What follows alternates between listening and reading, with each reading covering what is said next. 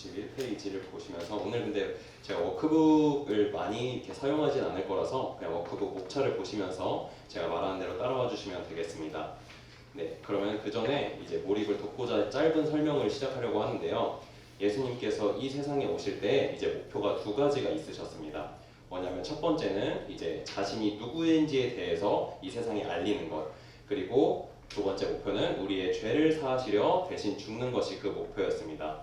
근데 이제 먼저 첫 번째 목표인 저 자신이 누구인지에 대해 아는 것, 그거는 이제 우리는 알고 있어요. 왜냐하면 예수님은 하나님의 아들이시라는 것을 우리가 교회를 통해서 주일학교를 통해서 계속해서 배웠기 때문에.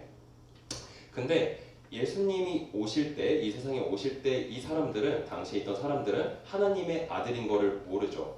그래서 이 세상이, 예수님께서 속한 이 세상이 예수님이 하나님의 아들인 것을 깨닫고 자신을 통해서 회개하기를 바라셨습니다. 그래서 그런 마음으로 예수님은 사람들한테 또 제자들한테 자신이 하나님의 아들인 것을 깨닫게 하기 위해서 끊임없이 말씀을 들려주시고 질문을 했어요. 그리고 그에 걸맞는 이적과 행동을 보여주셨습니다. 그래서 시간이 어느 정도 지나니까 뭐 사람들은 모르겠지만 적어도 그 예수님의 제자들은 이제 슬슬 이분이 진정한 하나님의 아들이시구나 라는 이제 감이 오기 시작을 한 거죠.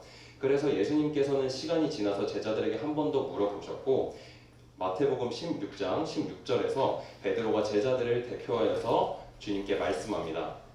시몬 베드로가 대답하여 이르되 주는 그리스도시요 살아계신 하나님의 아들이십니다. 이렇게 고백을 하는데요. 예수님께서는 이 질문을 마지막으로 제자들이 내가 하나님의 아들인 것을 알고 있구나 라고 인지를 하시자 이제 자신의 죽음에 대해서 설명을 하기 시작을 하십니다. 그 전까지는 한 번도 말씀하시지 않았어요. 내가 이 세상 가운데 와서 죽을 거다 라는 그런 말씀을 한 번도 하지 않았는데, 제자들이 자신을 하나님의 아들이라고 인정을 하기 시작하자 이제 그들에게 자신이 이 땅에 오신 두 번째 이유, 이 세상에서 우리를 죄에서 사하시려 죽으신 그 이유를 들려주기 시작을 하십니다. 마태복음 16장 21절을 보시면 이때로부터 예수 그리스도께서 자기가 예루살렘에 올라가 장로들과 대제사장들과 서기관들에게 많은 고난을 받고 죽임을 당하고 제3일에 살아나야 할 것을 제자들에게 비로소 나타내시니, 제자들에게 나는 이제 죽을 거야 라고 말씀을 하시죠. 심지어 아주 비참하게 장로들과 대제사장들과 서기관들한테 고난을 받고 많은 사람들에게 조롱을 당하고 정말 그 수치스럽게 죽을 거야 라고 이렇게 제자들에게 말씀을 하십니다. 그런데 베드로를 비롯한 제자들은 믿지 못하죠. 16장 22절 베드로가 예수를 붙들고 항변하여 이르되 주여 그리마옵소서, 이 일이 결코 주께 미치지 아니하리이다. 베드로가 이 예수님이 하나님의 아들이 그렇게 죽을 거라고 생각을 아예 안 하는 거예요.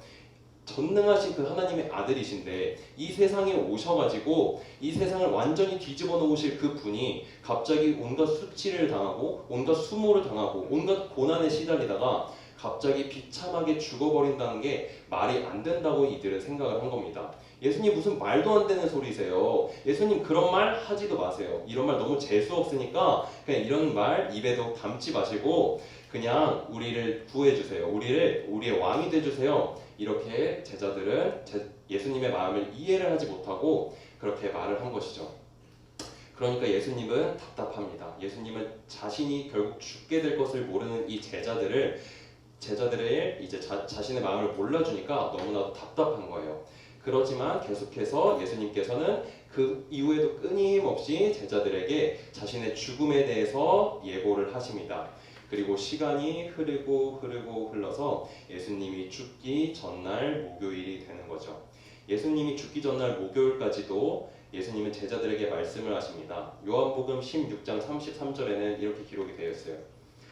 이것을 너희에게 이르는 것은 너희로 내 안에서 평안을 누리게 하려 함이라. 세상에서는 너희가 환난을 당하나 담대하라. 내가 세상을 이기었노라.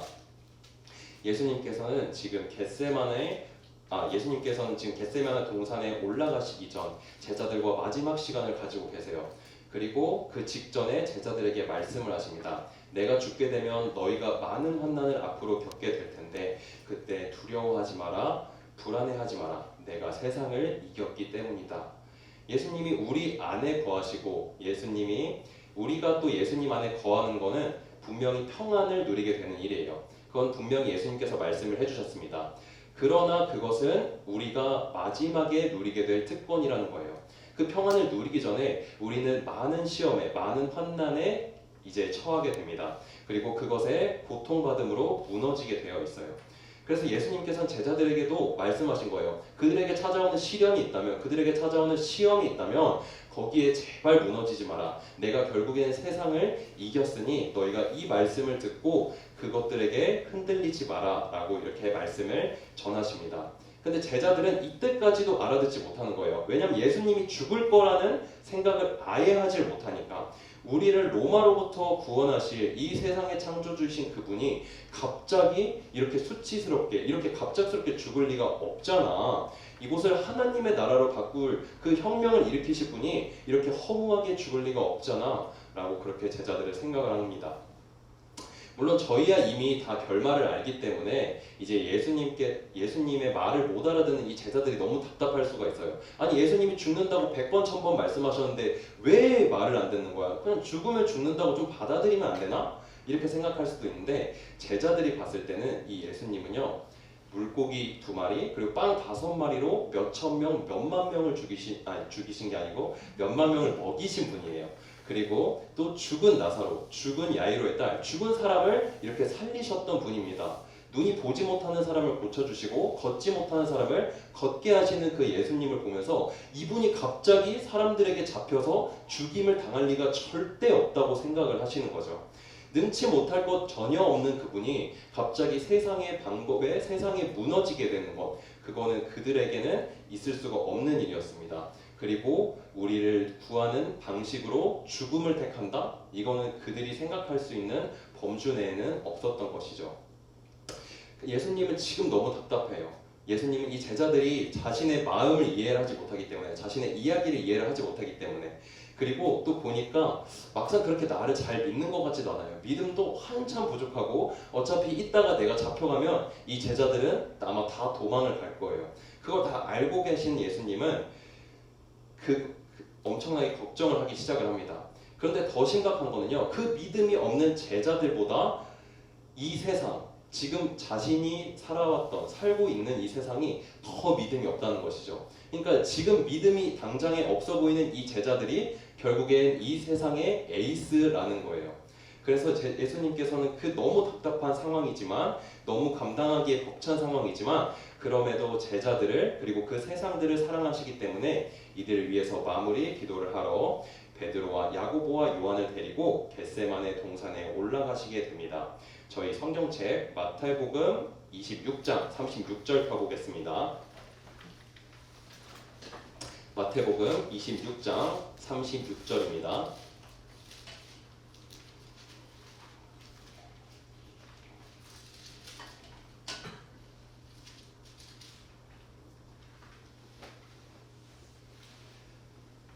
네, 다 찾으신 줄로 알고 읽겠습니다. 36절. 이에 예수께서 제자들과 함께 겟세마네라 하는 곳에 이르러 제자들에게 이르시되 내가 저기 가서 기도할 동안에 너희는 여기에 앉아 있으라 하시고 베드로와 세베대의 두 아들 야고보 요한이죠, 데리고 가실새 고민하고 슬퍼하사 이에 말씀하시되 내 마음이 매우 고민하여 죽게 되었으니 너희는 여기 머물러 나와 함께 깨어 있으라 하시고 조금 나아가서 얼굴을 땅에 대시고 엎드려 기도하여 이르시되 내 아버지여 만일 할만하시거든 이 잔을 내게서 지나가게 하옵소서. 그러나 나의 원대로 하시옵고 아버지의 원대로 하옵소서 하시고 겟세마네 동산에서 자신을 위해서, 제자들을 위해서, 그리고 이후에 예수님을 믿게 될 모든 사람을 위해서 기도를 올리고 계십니다. 이어서 40절을 보면 제자들에게 오사 그 자는 것을 보시고 베드로에게 말씀하시되 너희가 나와 함께 한 시간도 이렇게 깨어 있을 수 없더냐. 열심히 지들을 위해 가지고 기도했는데 베드로, 야고보, 요한은 어떻게 하고 있어요? 눈이라도 뜨고 있지는 못할 망정 퍼질러 자고 있습니다. 41절 시험에 들지 않게 깨어 기도하라 마음에는 원이로되 육신이 약하도다 하시고, 그래서 예수님께서는 제자들아 제발 지금 같이 기도해 주라 라고 요구를 하고 계시죠. 42절 다시 두 번째 나아가 기도하여 이르시되 똑같은 기도를 하십니다. 그리고 다시 기도를 하고 와보니 43절에 다시 오사 보신즉 그들이 자니 이는 그들의 눈이 피곤함 일러라. 또 자고 있는 거죠. 동산에 올라오기 전까지도 내가 죽게 될 거라고 말하고 올라가는데 제자들은 그냥 지금 자고 있습니다. 44절 또 그들을 두시고 나아가 세 번째 같은 말씀으로 기도하신 후 예수님께서 포기하시고 이 제자들을 그냥 놔두시고 이제 마지막으로 제자들과 세상을 위해 기도하십니다. 그리고 나서 45절 이에 제자들에게 오사 이르시되 이제는 자고 쉬라 보라 때가 가까이 왔느니 인자가 죄인의 손에 팔리느니라 일어나라 함께 가자 보라 나를 파는 자가 가까이 왔느니라. 하나님께서 예비하신 자신의 운명의 차례가 다가오자 이제 제자들을 깨우는 거죠. 그만 자고 어서 일어나봐. 그리고 저기 봐봐. 저기 누군가 익숙한 얼굴이 보이지 않니? 하고 제자들이 비몽사몽 정신없이 일어나서 딱 봤더니 저 멀리서 누군가 익숙한 얼굴이 보이는 거죠. 누구예요? 바로 가롯 유다였습니다. 47절 말씀하실 때 12 중에 하나인 유다가 왔는데 대제사장들과 백성의 장로들에게서 파송된 큰 무리가 칼과 몽치를 가지고 그와 함께하였더라. 몽치라는 것은 이제 이 당시에 무기로 사용되었던 짤막하고 단단한 몽둥이를 말합니다. 그래서 이 몽둥이와 칼을 가지고 48절 예수를 파는 자가 그들에게 군우를 짜이르되 내가 입 맞추는 자가 그이니 그를 잡으라 한지라. 곧 예수께 나와 랍비여 안녕하시옵니까 하고 입을 맞추니 예수께서 이르시되 친구여 네가 무엇을 하려고 왔는지 행하라. 그래서 이제 그 가룟 유다가 끌고 온 성전의 경비병들이 예수님께 손을 대어서 체포하려고 합니다. 이때 예수님의 제자가 빠르게 반응을 합니다. 51절 예수와 함께 있던 자 중에 하나가 손을 펴 칼을 빼어 대제사장의 종을 쳐 그 귀를 떨어뜨리니 요한복음에서 이 대제사장의 종의 이름은 말고라는 사람이라고 기록을 하고 있어요. 그리고 이 말고라는 사람의 오른쪽 귀를 베어버린 사람은 시몬 베드로라고 기록이 되어 있습니다. 그래서 베드로는 예수님께서 체포당하시니까 바로 그 칼을 꺼내 들어서 그 말고라는 종의 오른쪽 귀를 베어버린 거예요. 52절 예수께서 이르시되 네 칼을 도로 칼집에 꽂으라 칼을 가지는 자는 다 칼로 망하느니라. 베드로는 이제 예전부터 예수님에 대한 그 충성심은 넘치는데 그만큼 또 엉뚱했기 때문에 의욕이 넘쳐가지고 약간 조금 일을 그르치거나 좀 당황스럽게 하는 경우가 있었습니다. 베드로는 지금도 예수님의 생각과 전혀 다른 행동을 해가지고 예수님과 현장에 있는 사람들을 모두 당황하게 만들었어요. 예수님은 계속해서 그런 베드로에게 꾸짖으십니다. 근데 이 베드로가 누구였냐면 바로 아까 저희가 마태복음 16장 16절에서 살펴봤던 주는 그리스도요 살아계신 하나님의 아들이라 라고 고백을 한 사람이에요. 그러니까 이 베드로는 예수님께서 하나님의 아들임을 잘 알고 있습니다. 그래서 예수님께서 물어보는 거예요. 53절 너는 내가 내 아버지께 구하여 지금 12군단 더 되는 천사를 보내시게 할 수 없는 줄로 아느냐. 베드로 너는 내가 누구인지 알고 있느냐. 너는 내가 하나님의 아들이라고 하지 않았어? 근데 네가 바보도 아니고 왜 그렇게 물어보는 거야? 이 상황을 내가 벗어나지 못할 것 같아? 라고 말씀을 하시는 거죠. 54절 내가 만일 그렇게 하면 이런 일이 있으리라 한 성경이 어떻게 이루어지겠느냐 하시더라. 그러나 내가 지금 그렇게 한다면 아버지께 천사를 불러서 나를 지금 지키게끔 한다면 하나님께서 말씀하신 그 예약의 성취 예언자들이 계속해서 말해왔던 그 예언이 이루어지지 않을 거야 너 때문에. 그렇기 때문에 너도 가만히 있으면 좋겠다라고 말씀을 하는 거죠. 잘못에 대한 단순한 훈계가 아닙니다. 하나님의 예언이 성취되는 것에 있어서 베드로가 지금 방해를 하려고 하기 있기 때문에 예수님께서는 진심 어린 마음으로 베드로를 책망하고 계신 것이죠. 그리고 예수님께서는 자신을 잡으러 온 무리들에게 나아가 말씀하십니다. 55절 그때 예수께서 무리에게 말씀하시되 너희가 강도를 잡는 것과 같이 칼과 몽둥이를 가지고 나를 잡으러 나왔느냐. 내가 날마다 성전에 앉아 가르쳤으되 너희가 나를 잡지 아니하였도다. 이 칼과 몽둥이를 들고 나왔다는 건요 이제 상대가 보통 큰 죄를 지었다는 경우겠죠. 아니면은 또 정말 잡기 힘든 칼과 몽둥이를 가지고만 밖에 잡을 수가 없는 그런 어떤 흉악범이었을 것입니다. 근데 예수님께서 행하신 일이라군요. 예수님께서 말씀하셨듯이 성전에 앉아서 하나님의 말씀을 가르친 일밖에 없었어요. 회개하라 천국이 가까이 왔느니라. 성전에 앉아서 이런 하나님의 말씀을 전파하시기밖에 더 안 했는데 근데 예수님을 체포를 한다? 이거는 그들이 그걸 알고 있었기 때문에 그러니까 예수님을 잡을 명분이 없는 걸 알고 있었기 때문에 이제 체포를 하지 못했던 거죠. 여태까지는. 그런데 이제 결국엔 그들이 기회를 잡고 낮이 아닌 밤에 몰래 예수님을 잡으러 옵니다. 그러니까 이것 또한 정당한 일이 아니지 않느냐라고 예수님께서 그들에게 넌지시 물어보는 것이죠. 그러나 56절, 그러나 이렇게 된 것은, 이렇게 이들이 날 체포하려 온 것은 다 선지자들의 글, 성경에 기록되어 있는 하나님의 약속의 성취를 이루기 위해 이렇게 상황이 벌어진 것이다 라고 하고, 이제 그 성전의 경비병들에게 이제 체포를 당하십니다. 그리고 이에 제자들이 다 예수를 버리고 도망하니라. 예수님께서 체포되자 예수님의 제자들은 모두 도망을 가버리죠. 저희 앞에 화면 잠깐 보도록 하겠습니다. 마가복음 14장 51절에서 52절에는 이렇게 기록이 되어 있어요. 한 청년이 벗은 몸에 베옷 이불을 두르고 예수를 따라가다가 무리에게 잡힘에 베옷 이불을 버리고 벗은 몸으로 도망하니라. 그러니까 지금 자신의 몸에 걸쳐진 이 겉옷을 급박하게 버리고 도망갈 정도로 그냥 예수님은 신경이 없었던 거예요. 지금 자신의 목숨을 구하고자 급급했기 때문에 얼마나 급한 상황이었는지 그렇게 보여주는 거죠. 예수님에 대한 걱정과 근심보다는 자신의 목숨에 대한 그 걱정이 앞섰기 때문에 이들은 예수를 다 버리고 가는 것입니다. 참고로 이제 여기 마가복음에만 이제 이 말씀이 기록이 되어 있거든요. 그래서 이제 많은 학자들은 이제 다른 복음서에는 이 내용 기록되지 않고 마가복음에만 이제 한 청년이 이렇게 겉옷을 벗고 도망갔다고 기록을 하고 있기 때문에 많은 학자들은 이제 이 내용을 적은 마가가 이제 자신이 도망갔기 때문에 자신만 이 사실을 알고 있어서 마가복음에 이렇게 기록했을 것이다 라고 하면서 여기서 말한 이 한 청년이 마가일 거라고 말을 한다고 합니다. 네, 근데 중요한 거는 어쨌든 이 청년이 마가든 아니든 제자들은 모두 예수님을 버리고 도망갔다라는 게 중요한 거죠. 그래서 예수님께서는 결국에는 혼자 그 자리에 남게 되시는 거예요. 그래서 예수님께서는 이제 재판을 받으러 대제사장 가야바의 앞으로 끌려가게 되십니다. 워크북 91페이지 큰 번 5번의 반괄호 1번을 보시면 안나스, 가야바, 사내들인 공의의 법정의 재판 과정이라고 나와 있습니다. 그래서 요한복음에는 이제 안나스의 재판 과정이 나오는데요.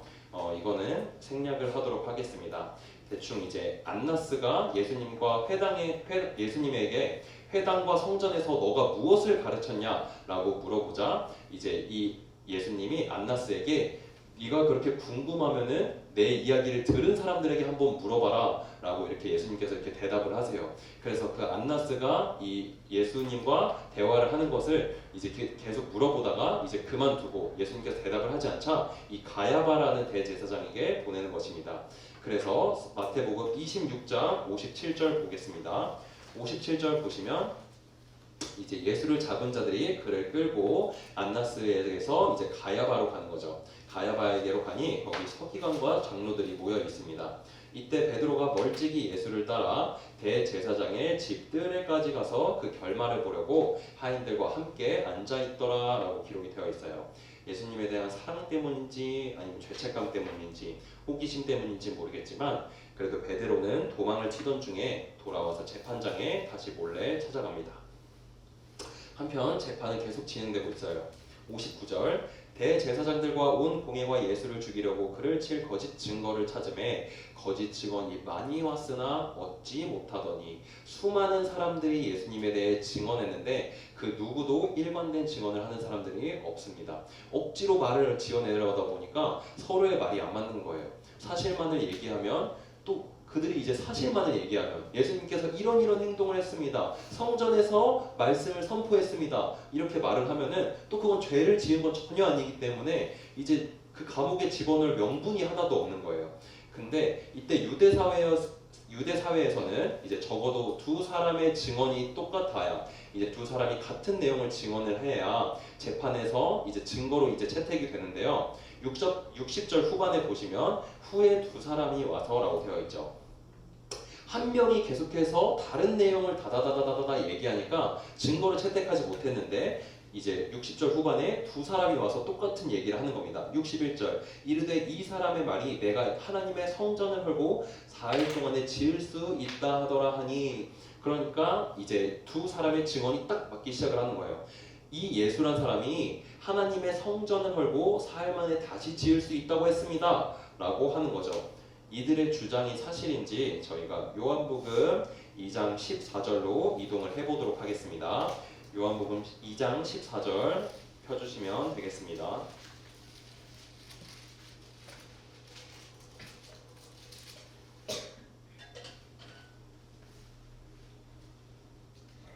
네, 요한복음 2장 14절 저희 같이 한번 읽어볼게요. 14절부터 20절까지 한번 같이 읽어보도록 하겠습니다. 시작. 성전 안에서 소와 양과 비둘기 파는 사람들과 돈 바꾸는 사람들이 앉아 있는 것을 보시고 끈으로 채찍을 만드사 양이나 소를 다 성전에서 내쫓으시고 돈 바꾸는 사람들의 돈을 쏟으시며 상을 엎으시고 비둘기 파는 사람들에게 이르시되 이것을 여기서 가져가라. 내 아버지의 집으로 장사하는 집을 만들지 말라 하시니, 제자들이 성경 말씀에 주의 전을 사모하는 열심히 나를 삼키리라 한 것을 기억하더라. 이에 유대인들이 대답하여 예수께 말하기를 내가 이런 일을 행하니 무슨 표적을 우리에게 보이겠느냐. 예수께서 대답하여 이르시되 너희가 이 성전을 헐라 내가 사흘 동안에 일으키리라. 유대인들이 이르되 이 성전은 46년 동안에 지었거늘 내가 3일 동안에 일으키겠느냐 하노라. 아멘. 자, 여기 이 말씀을 자세히 읽어보면 재판 과정에서 그 유대인이 두 명이 말한 증언은 얼마나 빈약한 것인지 이유가 드러나게 됩니다. 첫 번째로 예수님께서는 이 말씀을 비유적으로 표현을 하신 거예요. 물론 성전이 정말 무너져도 4일 만에 일으키실 능력이 있으시겠지만 그걸 말씀하신 것이 아니죠. 21절 보겠습니다. 그러나 예수는 성전된 자기 육체를 가리켜 말씀하신 것이라 라고 기록되어 있어요. 모든 이스라엘 사람은요, 예루살렘에 있는 이 성전에서만 제물을 드리고 제사 예배를 드려야 했습니다. 그래서 멀리서부터 이 예루살렘을 찾아오는 사람들, 그리고 그 중에 그 가난한 사람들은 멀리서부터 자신의 제물을 가지고 오는 거예요. 그런데 이 대제사장들, 이 성전에 있는 이 제사장들이 그것을 악용을 해서 성전에서 자신들만의 가축을 따로 만들어 따로 키우고, 그리고 그 가축을 성전에서 판매를 하기 시작합니다. 그리고 너희가 가져온 것들은 다 부정한 것이니 이 성전에선 제물로 쓸 수가 없다. 그러니까 우리가 파는 이 가축을 사서 이 성전에서 제사를 드려라. 이런 식으로 그들의 이익을 위해서 성전을 장사판으로 만들어 버린 거예요. 그러니까 그곳은 더 이상 예배하는 공간, 하나님께 제사를 드리는 공간이 아니라 이제 완전 그 대제사장들의 그 장사판이 돼버린 거예요. 그래서 예수님께서는 그 성전을 책망하시면서 자신의 죽음으로 예배가 회복되기를 원하신 것입니다. 더 이상 타락해버린 그 성전이 아니고 우리의 죄를 사하고 우리를 위해 죽으신 그 예수님의 머리 되심을 인정하고 우리가 그분의 몸이 되어서 교회를 세워 그곳에서 거룩하게 예배를 드리라 라고 이때 이 비유적 표현을 통해서 말씀을 하고 계신 것이죠. 그리고 두 번째로는 이 사건은 3년 전에 일어난 사건이었습니다.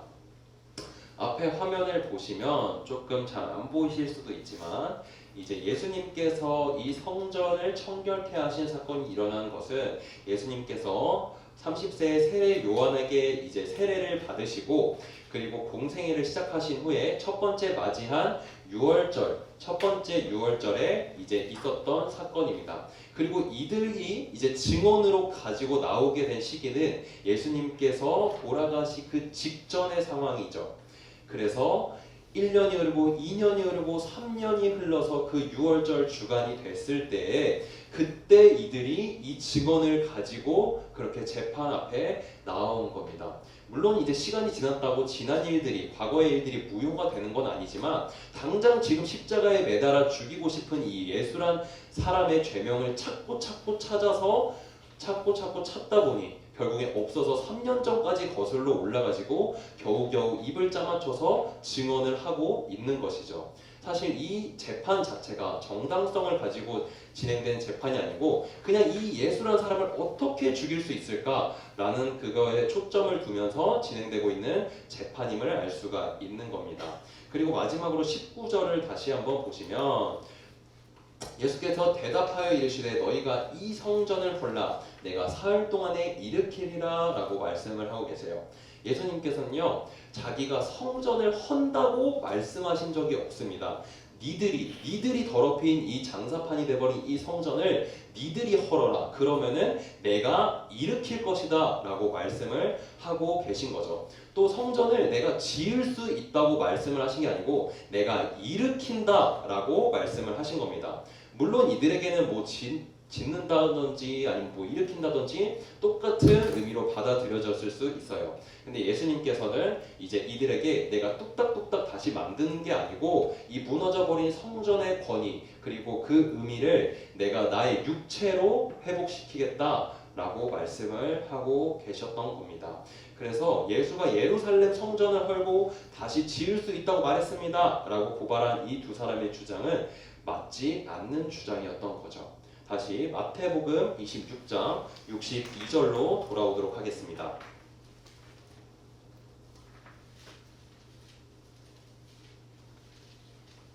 26장 62절로 돌아오겠습니다.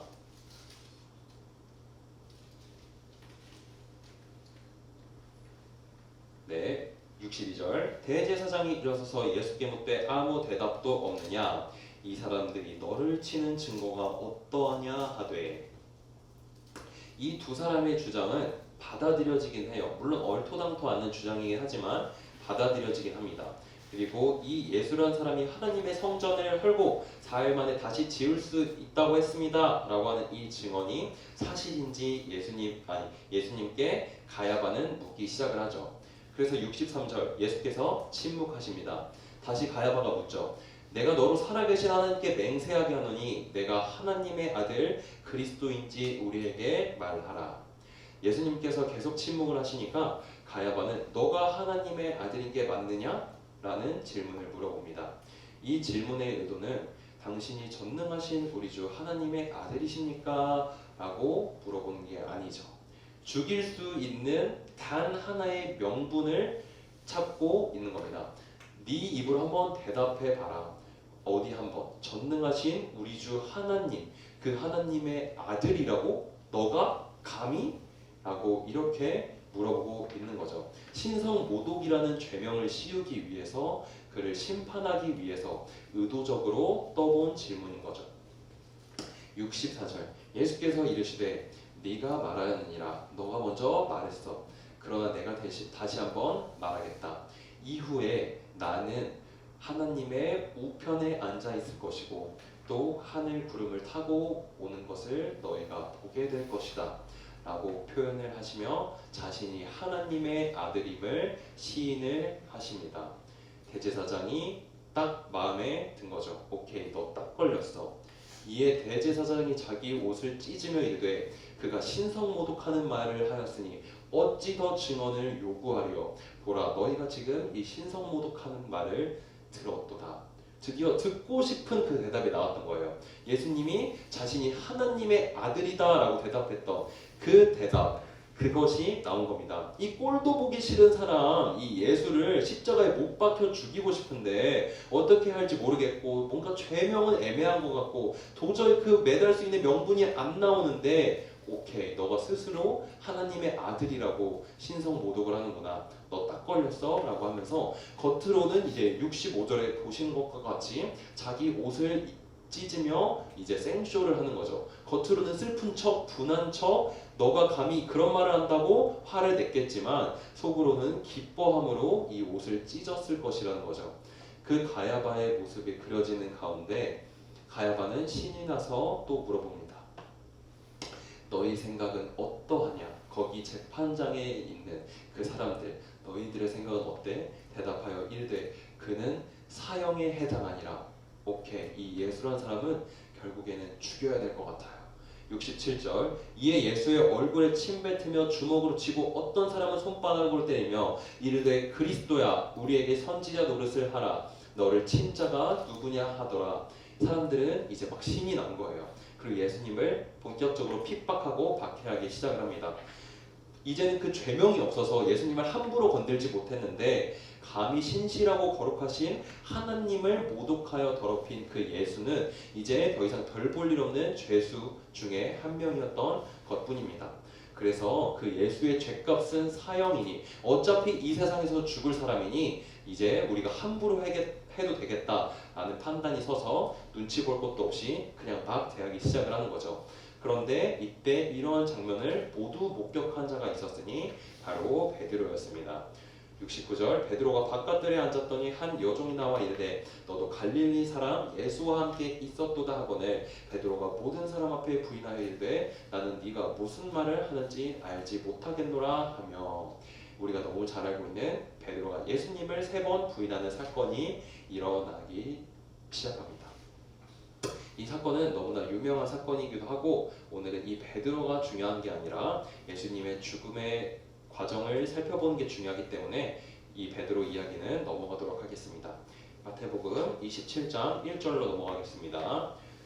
새벽에 모든 대제사장과 백성의 장로들이 예수를 죽이려고 함께 의논하고 결박하여 끌고 가서 총독 빌라도에게 넘겨주니라. 이 당시 유대는요 로마의 지배 아래 놓여 있었기 때문에 어떤 사형 선고나 이제 집행을 하려면 그 로마의 권한이 있었어야 해요. 그래서 그렇기 때문에 그 재판에서 끝나지 않고 총독 빌라도에게로 이제 이 예수님이 넘어가게 됩니다. 11절로 이동을 하겠습니다.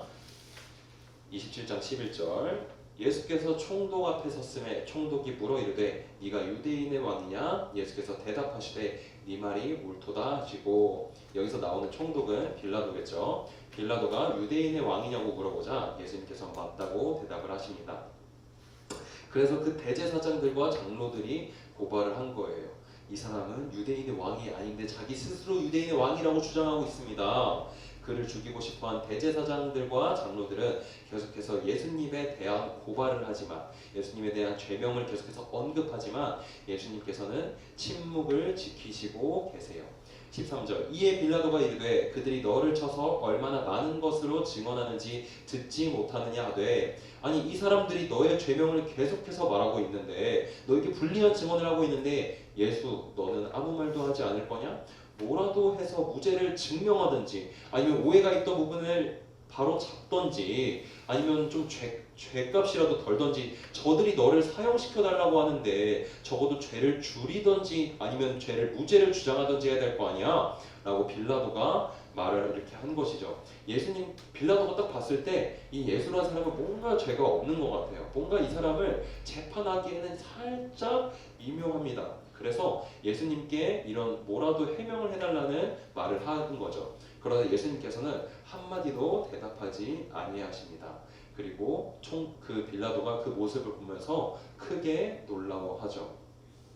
저들이 말하고 있는 저 말도 안 되는 죄명, 저 하나님에 대한 신성 모독을 했다고 하는데 내가 듣기에는 뭔가 아닌 것 같은데 라는 그 생각을 들면서 뭔가 이 예수란 사람을 죽이기 위한 쇼가 펼쳐졌구나 라는 걸 느끼고 있지만 그렇지만 예수는 아무 말도 하지 않았기 때문에 빌라도는 크게 놀라고 있습니다. 그리고 이때 확신을 가지는 거죠. 이 예수란 사람은 내가 아무리 봐도 잘못이 없는 것 같다. 그리고 좋은 방법을 생각을 해내기 시작합니다. 15절 명절이 되면 총독이 무리에 처한 대로 죄수 한 사람을 놓아주는 전례가 있더니 마침 6월절이네. 6월절인데 그때 바라바라 하는 유명한 죄수가 있는데 그들이 모였을 때 빌라도가 물어 이르되 너희는 내가 누구를 너희에게 놓아주기를 원하느냐 바라바냐 그리스도라 하는 예수냐 하니 이는 그가 그들의 시기로 예수를 넘겨준 줄 알미더라. 빌라도는 뭔가 이 유대인의 왕이라고 불리우는 그리고 자신의 하나님의 아들이라고 지칭하는 이 예수라는 사람, 적어도 이 사람이 만약에 죄가 있어서 죽는다고 해도 뭔가 하나님의 아들이라는 사람을 내가 건든다면은, 내가 이 사람을 나의 명령으로 죽인다면은 적어도 나는 찝찝할 것 같아, 적어도 나에겐 좋지 못할 것 같아 라고 생각을 한 겁니다. 뭔가 그 깨름칙하고 뭔가 내 속이 더부룩한 그 느낌을 받으면서 예수를 차라리 죽이지라도 않아야겠다 라는 그런 마음이 선 것이죠.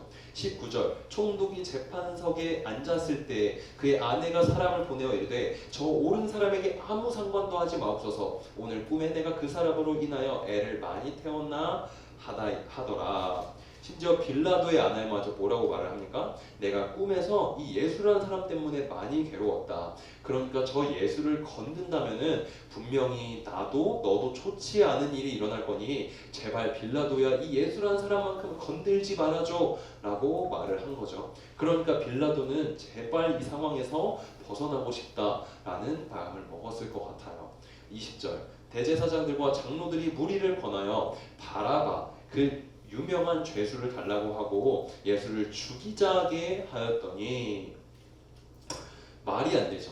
바라바 유명한 죄수라는 것은 적어도 이 당시에 말도 안 되는 흉악범으로 악명을 펼쳤을 가능성이 매우 높은 거죠.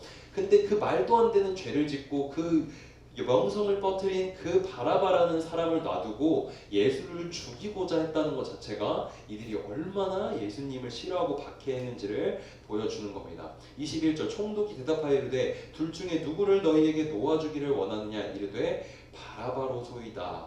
그러나 그렇게 놔둘 리 없는 대제사장들과 장로들은 바라바를 풀어달라고 요구를 하죠. 바라바가 좋아서가 아니고 예수님을 죽이기 위해서. 빌라도의 한숨이 들리는 것 같습니다. 아이고, 그러면은 예수를 풀어주지는 못하겠고, 22절 빌라도가 이르되 그러면 그리스도라 하는 예수를 내가 어떻게 하라? 내가 이 예수라는 사람을 어떻게 해줄까? 감옥에 가둬줄까? 아니면 고난을 받게 해줄까? 내가 뭐라도 해줄까? 라고 하면서 은근슬쩍 제발 죽이라고만 말하지 말아줘 라고 떠보는 것이죠. 그러나 어림도 없습니다. 그들이 다 이르되 십자가에 못 박혀야 하겠나이다. 차마 죽이고 싶진 않은데 이 눈치 없는 유대 제사장들과 장로들은 계속해서 예수를 죽이라고 그러고 그것도 십자가에 못 박으라고 압박을 합니다. 23절 빌라도가 이르되 어쩌미냐 무슨 악한 일을 하였느냐. 그들이 더욱 소리질러 이르되 십자가에 못 박혀야 하겠나이다 하는지라. 더 이상 이들에게 이유는 중요하지 않습니다. 이미 예수는 너무 싫고 그 예수란 사람은 하나님의 아들이라고 자신의 입으로 순순히 시인을 하면서 신성 모독을 했고 이 예수는 그냥 죽어야만 되는 사람입니다 라고 이제 막무가내로 소리를 지르며 죽여달라고 요청을 하는 것이죠. 24절 빌라도가 아무 성과도 없이 도리어 밀란이 나려는 것을 보고 물을 가져다가 무리 앞에서 손을 씻으며 이르되 이 사람의 피에 대하여 나는 무죄하니 너희가 당하라.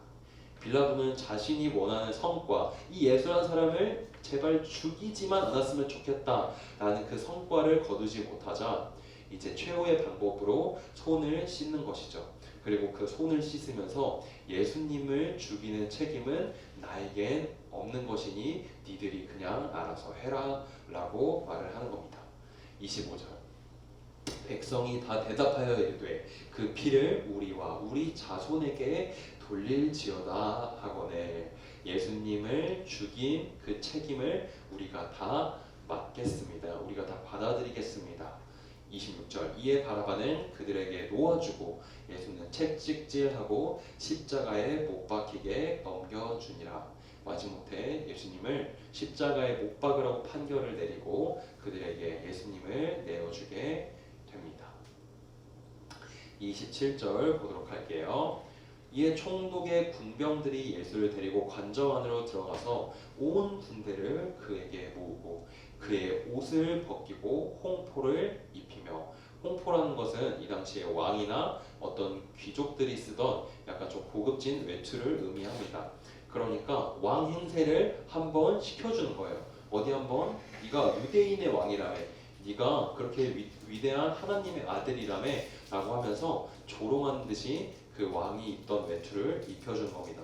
그리고 가시관을 엮어 면류관, 그 가시로 만들어진 그 왕관을 예수님의 머리에 씌우고, 그리고 갈대를 그 오른손에 들리고 그 앞에서 본인들이 하고 싶어 했던 걸 시작을 하는 거죠. 무릎을 꿇고 희롱하여 이르되 유대인의 왕이여 평안할지어다 하며 그에게 침 뱉고 갈대를 빼앗아 그의 머리를 치더라. 유대인의 왕을 언급한 이유 뭐예요? 네가 다윗의 자손이라며, 네가 아브라함보다 먼저 있던 자라며, 네가 이스라엘을 구원할 메시아라며, 네가 전능하신 하나님의 아들이라며. 근데 지금 우리에게 붙잡혀서 아무것도 못하네? 뭐라도 좀 해봐! 라고 하면서 예수님을 조롱을 하고 있는 겁니다. 31절, 희롱을 다한 후 홍포를 벗기고 도로 그의 옷을 입혀 십자가에 못 박으려고 끌고 나가니라. 32절, 나가다가 시몬이란 구레네 사람을 만나매 그에게 예수의 십자가를 억지로 지어가게 하였더라. 이미 많은 조롱을 당하셨어요, 예수님. 그리고 몽둥이로도 맞고 채찍질로도 맞고, 뭐 한두 번 맞은 것도 아니고 그 겟세마네 동산에서 체포될 때부터 지금까지 모든 과정 가운데 계속해서 희롱당하고 계속해서 맞고 있었습니다. 그래서 그 몸이 성할 대로 성해버린 그 예수님이 십자가를 지고 제대로 그 언덕을 올라가지를 못하는 거예요. 그러니까 이 사람들이 또 예수님을 빨리 죽여야 되잖아요. 예수님이 십자가에 처형되는 그 장면을 빨리 목격을 해야 되잖아요. 그래서 그 구레네 시몬이라는 그 사람을 통해서 십자가를 억지로 지게 한 거예요. 빨리 이 예수라는 사람을 또 죽이긴 해야 되니까. 그 언덕에 못 올라가서 예수가 못 죽게 되고 이 일이 미뤄지면 안 되니까 이 시몬이라는 사람을 통해서 억지로 십자가를 지어가게 했습니다. 마가복음 15장 25절, 저희 화면을 앞에 한 번만 보도록 하겠습니다. 화면에 마가복음 15장 25절에는 이렇게 기록이 되어 있어요. 때가 제3시가 되어 십자가에 못 박으니라 라고 기록이 되어 있습니다. 이때 여기서 말하는 제3시는 이제 우리나라 시각으로 오전 9시인 거예요. 그러니까 오전 9시에 십자가에 못 박혔다는 것은요, 예수님께서 그 밤에 겟세마네 동산에서 마지막으로 기도하시고 성전의 경비병들에게 체포가 되신 이후에 그 모든 예수님께서 당했던 그 재판 과정, 그리고 예수님께서 겪었던 그 희롱과 수모가 그 새벽에 일어났다는 것입니다. 아주 어두컴컴한 그 밤에, 그 보통 사람들은 눈을 제대로 뜨고 있지도 못할 그 야심한 시각에 예수님께서는 그 온갖 고통과 조롱을 받으셨다는 거죠. 그리고 그 몸이 성할 대로 성해버린 예수님은 결국에는 이 오전 9시에 십자가에 못 박히시게 되는 것입니다. 다시 마태복음 27장 45절을 보도록 할게요. 45절, 제6시로부터 온 땅에 어둠이 임하여 제9시까지 계속되더니, 제3시가 오전 9시니까 제6시는 오후 12시일 것이고 또 제9시는 오후 3시이겠죠. 오후 12시부터 온 땅에 어둠이 임했다고 기록이 되어 있습니다. 해가 뜬 지 한참이 되어가지고 제일 밝을 그 정오의 시간에 이 세상이 온통 어둠으로 가득했다는 거예요. 그리고 우리나라 시각으로 오후 3시까지 계속해서 그 어둠이 지속되었다고 기록이 되어 있습니다. 그리고 그 어둠 가운데서 예수님께서는 외치시는 거죠. 46절, 예수께서 크게 소리질러 이르시되 엘리 엘리 라마 사박다니 하시니, 이는 곧 나의 하나님 나의 하나님 어찌하여 나를 버리셨나이까 하는 뜻이라. 크게 소리치시면서 하나님께 대한 원망을 하시는 겁니다. 50절, 예수께서 다시 크게 소리 지르시고 영혼이 떠나시니라 라고 기록이 되어 있습니다. 결국에는 이 세상에서 숨을 거두시게 되고 33년 남짓한 인생을 살았던 그 예수님의 생이 이렇게 허무하게 마무리가 되는 것입니다. 이제 저희가 믿는 이 예수란 분은요, 이제 이 성경에 의한 기록만 보면은 이 당시에 정치적으로 문제가 있었던 사람으로 여겨졌습니다. 그리고 십자가 형벌이라는 무거운 벌을 받으신 분이고요. 무언가 눈에 보일 만한 어떤 대단한 업적을 남기지도 못한 채 그냥 이 세상에서 33살 때까지 그 남짓한 시간 동안 이제 무언가 아무것도 이룬 게 없는 듯한 그 인생으로 그렇게 삶을 마감하셨습니다. 그리고 말이 33년이지 사실 그가 세상에 나와서 영향을 미치기 시작한 것은 이제 세례 요한에게 세례를 받은 30살 이후부터니까 3년이 조금 넘는 시간 동안만 예수님께서 활동을 하신 것이죠. 그러면 이 세상에서 3년 동안만 영향을 미쳤던 그 예수란 사람을 아니면 예수란 분을 왜 우리가 믿어야 하냐? 그것이 바로 오늘 말씀에 나와 있는 것입니다. 우리를 위해 죽으셨기 때문에. 예수님께서 우리를 죄에서 구원하시기 위해서 그냥 쉽게 십자가에 죽으셨다라고만 생각을 하면 안 돼요. 저희는 보통 그렇게 생각을 할 때 어떤 생각이 드냐면 이제 그 예수란 존재가 이렇게 신이란 존재가 이제 하나님께서 보내셔서 하늘에서 이렇게 띡 하고 내려와서 이렇게 모든 과정을 거치면서 십자가 결국에는 매달려가지고 그냥 어차피 이렇게 띡 하고 죽다가 다시 어차피 나는 신이니까 부활해야지 하고 부활을 해서 다시 부활하고 또 제자들에게 잘해라 이렇게 말을 하다가 이렇게 다시 나는 신이니까 띡 하고 올라가야지 라고 그런 이미지가 그려지기도 합니다. 그러니까 예수님께서는 전능하신 분이기 때문에 그런 일이 너무나도 쉽게 가능하지 않느냐라고 저희가 생각할 수가 있다는 것이에요. 그런데 로마서 6장 23절에서 이렇게 말을 합니다. 죄의 삭은 사망이요. 이 세상 모든 사람들은요 다 죄를 지은 사람들이기 때문에 죽을 수밖에 없었던 존재들이에요. 그런데 예수님께서는 이 세상 모든 사람들의 죄를 다 혼자 짊어지신 겁니다. 이게 무슨 말이냐면 마태복음 20장 28절 저희가 한번 같이 읽어보도록 하겠습니다. 시작. 인자가 온 것은 섬김을 받으려 함이 아니라 도리어 섬기려 하고 자기 목숨을 많은 사람의 대속물로 주려 함이니라. 이 로마서 6장 23절에서 말을 하고 있는 죄의 삭은 사망이다 라고 하는 이 죄값을 예수님께서는 혼자서 대속물이 되어서 그 모든 죄값을 받으신 거예요. 그러니까 우리가 그냥 혼자 스스로 죄를 지어서 사망이라는 죄값을 받기도 버거운데 그 사망이라는 그 모든 사람들의 사망이 모인 그 한자리에 모인 그 죄를 예수님께서 홀로 감당을 하셨다는 것입니다. 우리는 보통 예수님께서 그 십자가에 못 박히셨을 때 어떤 생각을 하냐면 진짜 너무 아팠겠다. 그 못에 박히고 그 채찍질을 당하고 옆구리에 창을 찔리는 그 모든 순간순간이 너무 고통스럽고 아프지 않았을까? 라고만 단순히 생각을 하는 것이죠. 그리고 그렇기 때문에 예수님께서 소리를 지르며 하나님께 원망하셨다라고 생각을 하게 됩니다. 그런데 주님께서 죽으실 때 느꼈던 그 고통 그리고 그 외침은 단순히 인간이 느낄 수 있는 고통, 아픔 때문이지 않습니다. 예수님께서 고통스러워하신 그 까닭은요, 죄를 지은 모든 인간의 죄가 자신의 몸으로 들어와서 자신의 육체에 들어와서 자신이 실제 죄인이 되어버렸기 때문이에요.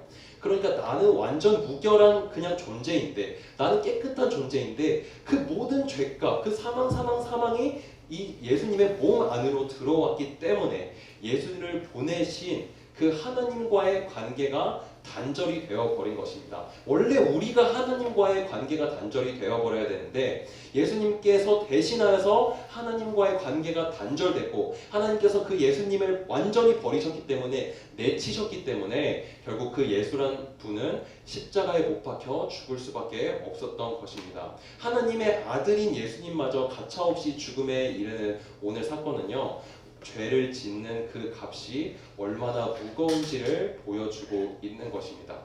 그런데 우리가 그렇게 비참하게 버려질 수밖에 없는 존재일 때, 우리가 십자가에 못 박혀서 죽어버릴 수밖에 없는 존재인데 이 로마서 6장 23절에서는 뒷부분에 이렇게 기록을 하고 있습니다. 우리 같이 읽어보겠습니다. 시작. 하늘의 삭은 사망이요 하나님의 은사는 그리스도 예수 우리 주 안에 있는 영생이니라. 하나님께서 우리에게 주신 은사가 있다고 말씀을 하고 계십니다. 그토록 사랑하는 아들이 십자가에 못 박아 피 한 방울 없이 피 철철 흘리는 그 아픔을 겪고 있을 때, 그 고통을 겪고 있을 때 그것을 모두 인정하시고 그 예수님을 우리에게 선물로 주셨다는 거죠. 이것은 하나님께서 주신 우리에게 주신 은사이자 은혜의 선물이라고 기록이 되어 있는 것입니다. 그렇기 때문에 우리가 이 예수님을 믿어야 하는 것이죠. 우리는 이제 앞으로 저희가 한 학기 동안 예수를 믿었던 사람들의 이야기를 살펴보게 될 겁니다. 예수님께서 그 성전에 경비된 병들에게 잡히셨을 때 홀랑 버리고 도망가 버린 그 제자들, 자신의 옷이 벗겨지는 줄도 모르고 그냥 주랭랑 쳐버린 그 제자들, 그리고 그리스도인들을 앞장서서 박해를 하고 스데반이 순교했던 그 자리 가장 중심에 놓여 있었던 그 바울이라는 사람이 어떻게 예수님을 만나고 어떻게 예수님을 통해서 변화하게 되는지를 우리가 앞으로 이 어성경, 이 신약 성경방 시간 동안 살펴보려고 합니다. 어떻게 예수님을 만나는 그 사람들이 인생이 바뀌었을 수 있을까? 그것을 저희가 묵상해 보려고 합니다. 예수님의 말씀을 깊이 묵상하고 이 시간 동안 여기 계신 우리 모두가 예수님을 믿는 사람들이 되기를 소망합니다.